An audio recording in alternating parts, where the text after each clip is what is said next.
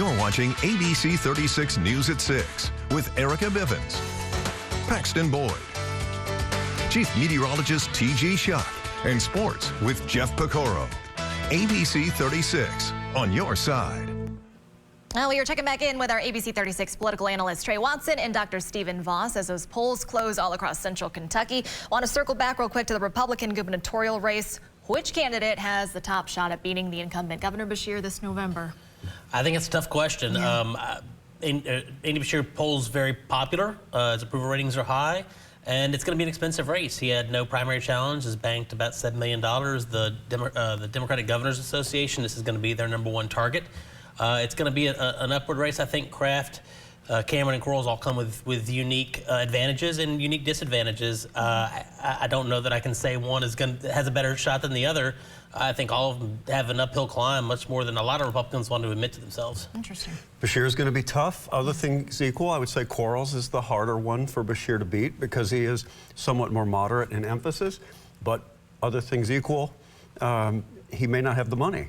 Right. He doesn't have the foot in both the Trump camp and the McConnell camp that Cameron would have. So you can think of reasons why any of the three would be tough. Sure. Other races on the ballot, I want to mention the Secretary of State, State Treasurer, and the Agriculture Commissioner.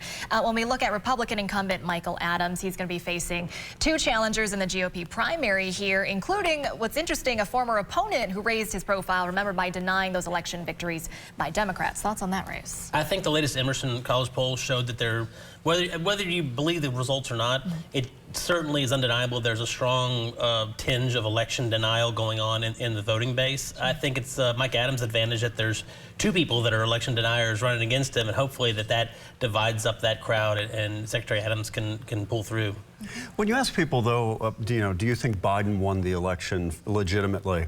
Someone who's a Republican, a loyal Republican, knows what direction sort of their tribe pushes them. They'll give that right answer, but it's not clear that they'd carry that attitude over to an election like this one where you're choosing among three Republicans. Very good. Final thoughts here before we wrap things up. I'm looking at some early results. A lot of it is absentee ballots, which Kraft is doing very well on, which would make sense considering she went on air far before anybody else. These are votes that were cast a while ago, and in some cases several weeks ago.